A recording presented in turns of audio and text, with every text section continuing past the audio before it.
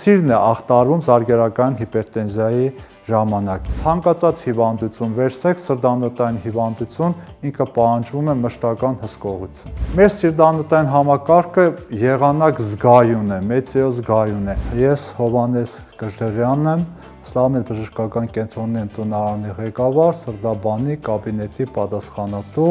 բժշկական գիտությունների թեկնածու, սրտաբան մասնագիտությամբ։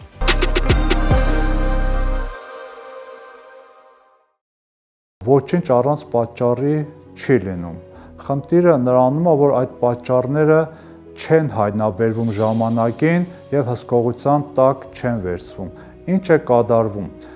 Տարբեր ախտաբանական գործընթացներ սրտում ընթացող,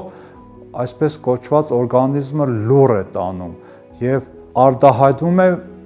մինչեւ առաջին էպիզոդը։ Օրինակ սրտի կորոնար զարգերակների հիվանդություն, որը շատ դեպքերում կարող է ընտանալ լուր համր իշեմիայի տեսքով։ Պացիենտը պարզապես գանգատներ չներկայացնի։ Ռիթմի խանգարումներ, որոնց առաջի արտահայտություն կարող է լինել առաջինը եւ վերջինը, կամ սրտի կառուցվածքային հիվանդություններ, երբ պացիենտը գանգատ չի ներկայացնում եւ դարձյալ առաջի էպիզոդը ցավոք բերում է հանգարցամահության։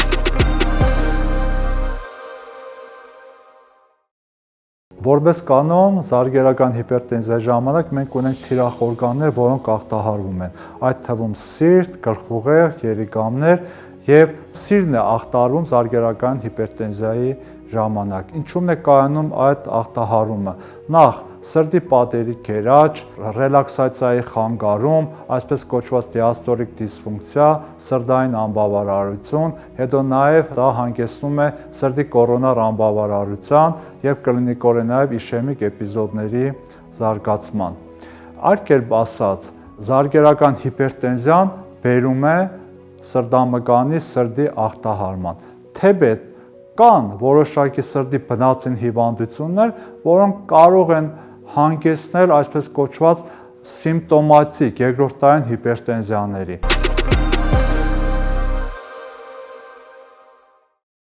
Պայմանավորված արյան հոսքի արագացումով կամ փագանային խնդիրներով կարող են առաջանալ ախտաբանական աղմուկներ, որոնք պետք է դիֆերենցիել։ Աղմուկները կարող են լինել ֆունկցիոնալ, այսպես կոչված անմեղ եւ օրգանական, որոնք որևէ պաթոլոգիայի հետևանք են։ Ֆունկցիոնալ աղմուկը պայմանավորված չէ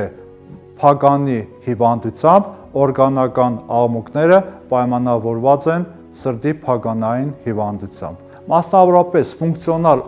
անմեղ աղմուկները մենք հանդիպում ենք երեխաների, դեռահասների շրջանում, մոտավորապես 5-ից 10 տարեկան հասակում։ Ինչով է դա պայմանավորված։ Արյան հոսքի արագությամբ։ Դեռահասներ երեխաների մոտ սրտի հարվածային ծավալը մեծ է, իսկ անոթային հունը դեռևս ամբողջովին ձևավորված չէ։ Այսինքն արյան ծավալը չի համապատասխանում անոթային հունին։ Արդյունքում առաջանում է հոսքի արագացում եւ դա աուսկուլտատիվ լսելով կարող է բժիշկը լսել որպես աղմուկ։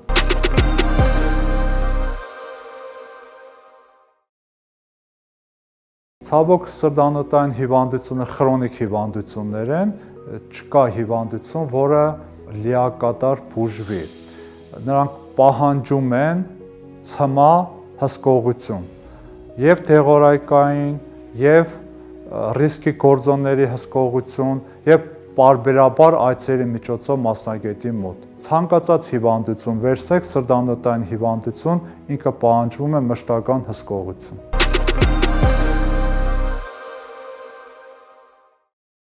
Քառասուն տարեկան լրացած բոլոր անձինք ցուցված է տարին մեկ անգամ անցնել EKG, էխոսրտագրություն, ցուցումների դեպքում նաև հորտեր հետազոտություն,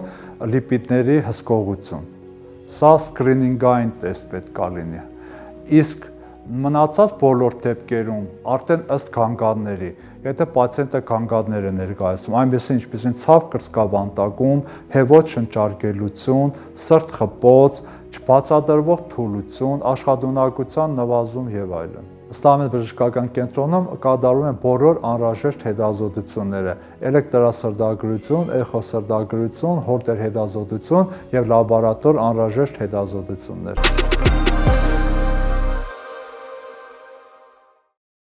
Մեր սիրտանոթային համակարգը եղանակ զգայուն է, մեծեոզգայուն է։ Մենք զգում ենք եղանակային տարբեր փոփոխություններ՝ բարձր ջերմաստիճան, ցածր ջերմաստիճան, օդի բարձր խոնավություն, մթնոլորտային բարձր կամ ցածր ճնշում եւ ոնց է դա արտահայտվում։ Մասնավորապես ցածր ջերմաստիճանը, օրինակ, բերում է նրան, որ տեղի է ունենում պերիֆերիկ ծայրամասային զարգերակների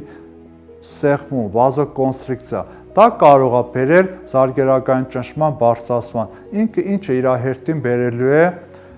սրտի հետ դիմադրության բարձրացման, սրտամկանի թթվասնի պահանջի բարձրացման, հետևաբար նաև այն ախտանիշների սրացման, որը պայմանավորված է սրտամկանի թթվասնի պահանջի մեծացումով։ Բարձր ջերմաստիճանը